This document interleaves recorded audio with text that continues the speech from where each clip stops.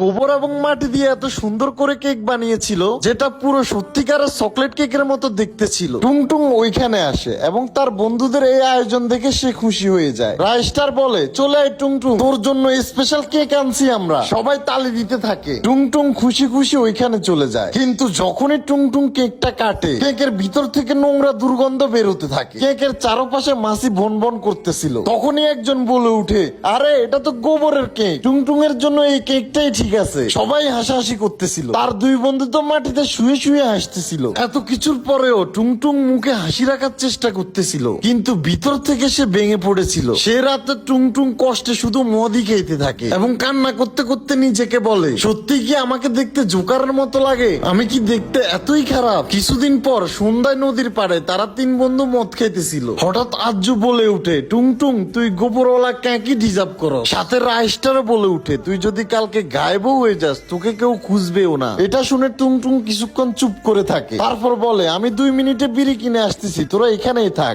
দেখতে দেখতে অনেক ঘন্টা পার হয়ে যায়, কিন্তু টুংটুং এখনো আসে নাই। রাইস্টার বলে, কিরে টুংটুং এর কিছু হয়ে গেল নাকি? চল তো। তারা যখনই টুংটুংকে খোঁজার জন্য বের হয় ঠিক তখনই